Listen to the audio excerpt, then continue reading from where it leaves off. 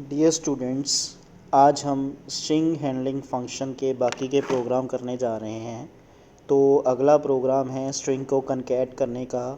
वैप to कनकैट to string, कनकैट मतलब दो strings को कंबाइन करने का। तो उसका प्रोग्राम मैं करने जा रहा हूँ, जिसमें सबसे पहले कनकैटिनेशन के लिए हम एज इट इज़ दो हेडर फाइल्स यूज़ करेंगे, तीन हेडर फाइल्स यूज़ करेंगे जैसे पिछले प्रोग्राम्स में की थी।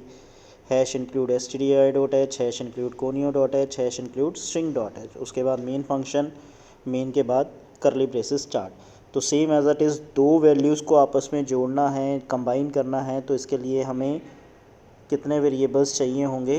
दो वेरिएबल्स, जिसके लिए हम लिखेंगे कैर A20 B20। आप जितना साइज़ लेना चाहो उतना ले सकते हो। उसके बाद पहले की इनपुट करवाने के लिए हम लिखेंगे मैसेज पास आउट करेंगे। मैसेज पास आउट करने के लिए हम लिखेंगे printf enter any string. String enter करवाई। स्ट्रिंग एंटर करवाने के बाद उसकी वैल्यू जो है वो ए में स्टोर करा दी, जैसे हमने लास्ट प्रोग्राम में किया था। सेम एज इट इज़ फिर दूसरे के अंदर वैल्यू स्टोर कराने के लिए फिर हमने एक मैसेज पास किया एंटर एनी स्ट्रिंग, और उसको हमने स्टोर करा दिया बी नाम के वेरिएबल के अंदर। तो जैसे पहले में इनपुट कराई मैसेज पास करने के लिए, वैसे ही दूसरे वेरिएबल में भी हमने क्या करवाया, इनपुट कराया। वहाँ पे गेट्स ए लिखा था, यहाँ पे हमने गेट्स बी लिख दिया। अब स्ट्रिंग को कनकैट करने के लिए हमने यूज़ किया strcat a,b लिखने का मतलब कि जो b की वैल्यू है वो a की वैल्यू में जाके ऐड हो जाए, मतलब उसमें स्टोर कर दे। क्योंकि अगर हम लिखेंगे b, a तो क्या होगा, a की वैल्यू b में जाके स्टोर हो जाएगी। इसलिए अब यहाँ पे लिखा है a,b, तो मतलब a की जो वैल्यू है, जो b की वैल्यू है वो a में जाके ऐड अप हो जाएगी।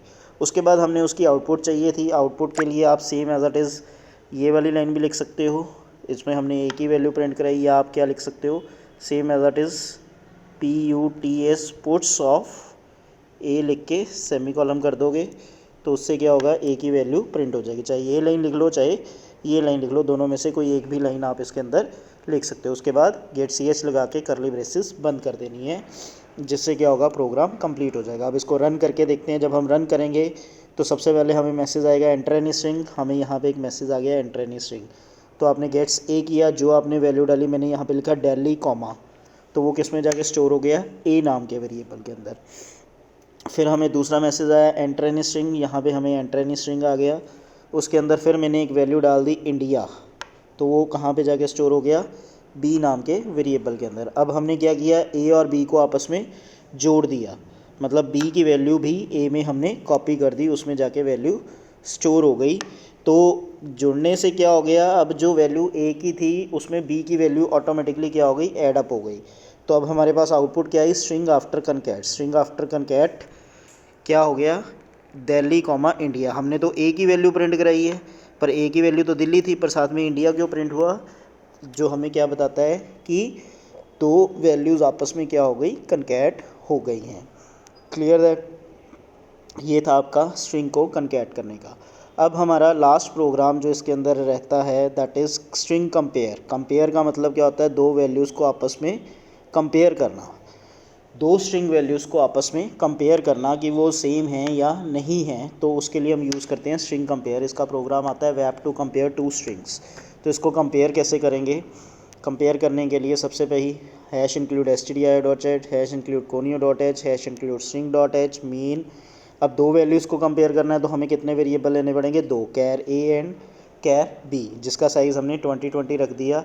आप चाहो तो ज़्यादा भी रख सकते हो। उसके बाद अगली लाइन जो हमारी है वो क्या कहती है, दोनों वैल्यूज़ की इनपुट कराना। अगली लाइन में हमने क्या करना है, दोनों वैल्यूज़ की इनपुट कराना। सेम एज इट इज़ पिछले प्रोग्राम की तरह, पहले ए के अंदर इनपुट कराई, मैसेज पास किया एंटर एनी स्ट्रिंग, उसको वैल्यू को किस में स्टोर करा दिया, ए में। फिर हमने दोबारा से एंटर एनी स्ट्रिंग किया, उसकी वैल्यू किस में स्टोर करा दी, बी में। तो इससे क्या हुआ, दोनों में वैल्यू स्टोर हो गई। वैल्यू स्टोर होने के बाद अब हमने दोनों की वैल्यू मैच करनी है। तो इस लाइन को ध्यान से देखना, इस लाइन के अंदर सारा प्रोग्राम है। तो इसमें क्या किया गया है देखो, if string compare a,b equals to 0, अगर a और b की वैल्यू कंपेयर करने के बाद हमारे पास 0 आता है, तब वो क्या कहेगा, वैल्यू मैच। एल्स अगर मैच नहीं होता तब वो क्या कहेगा, स्ट्रिंग नॉट मैच। तो ये इसमें लिखना कैसे है, if double bracket string compare, फिर ब्रैकेट ए कॉमा बी ब्रैकेट बंद डबल इक्वल्स टू ज़ीरो, मतलब दोनों की वैल्यूज़ को अगर मैच करने के बाद ज़ीरो आता है तो क्या करे, करली braces start print F string match, तो वो प्रिंट कर दे स्ट्रिंग मैच ब्रैकेट बंद। ये तो हो गया इफ़ वाला पार्ट, इतना पार्ट हो गया इफ़ वाला पार्ट। अगर एल्स मतलब नहीं मैच होता है तो क्या करे, फिर bracket start print F string not matched, और यहाँ पे क्या कर दे, वो ब्रैकेट को बंद कर दे। ये हो गया हमारा एल्स वाला पार्ट, या तो ट्रू होगा या तो फॉल्स होगा। अगर ट्रू होगा तो स्ट्रिंग मैच, अगर फॉल्स होगा तो स्ट्रिंग नॉट मैच। उसके बाद हमारे पास क्या आ गया, गेट सी एच के बाद ब्रैकेट बंद, गेट सी एच के बाद करली ब्रेसेस बंद, मीन वाली क्लोज कर दी। अब इसको चला के देखते हैं, आउटपुट लेके देखते हैं आउटपुट कैसे आती है। देखो सेम वैसे ही हमने पहले मैसेज आया एंटर एनी स्ट्रिंग जो ए में स्टोर हुआ दिल्ली, फिर एंटर एनी स्ट्रिंग जो बी में स्टोर हुआ इंडिया। अब इन दोनों को मैच किया गया, डी से एक एक करेक्टर करके मैच करेगा। डी से आई की वैल्यू अगर मैच हो जाती है तो 0, अगर नहीं मैच होती है तो 1। अब डी और आई आपस में मैच करते हैं, नहीं मैच करते तो क्या हो गया, 1 हो गया। तो 1 हो गया मतलब वो 0 के बराबर नहीं है, 0 के बराबर नहीं है तो हमारी वैल्यू क्या आनी चाहिए थी, स्ट्रिंग नॉट मैच, तो हमें आउटपुट क्या आई, स्ट्रिंग नॉट मैच्ड।